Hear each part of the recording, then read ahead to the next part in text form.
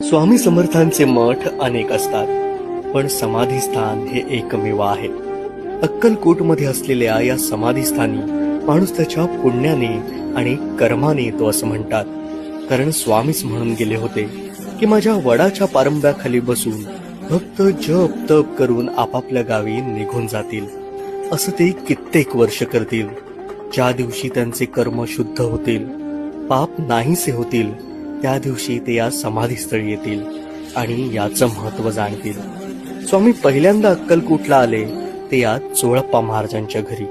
21 वर्षे इथे त्यांचं वास्तव्य होतं. चोळप्पा महाराजांनी या काळात त्यांची खूप सेवा केली. स्वामींच्या प्रस्थानाच्या वेळी चोळप्पांच्या भक्तीवर प्रसन्न झालेल्या स्वामींनी तुला काय हवं असं मागितलं. तेव्हा त्यांनी मागितलं की मला पैसा संपत्ती यापैकी काही नको, तुमची समाधी माझ्या घरी राहू दे. आज चोळप्पा महाराजांची 5वी पिढी ही अविरत गुरुसेवा नित्य नेमाने करते. श्री स्वामी समर्थ.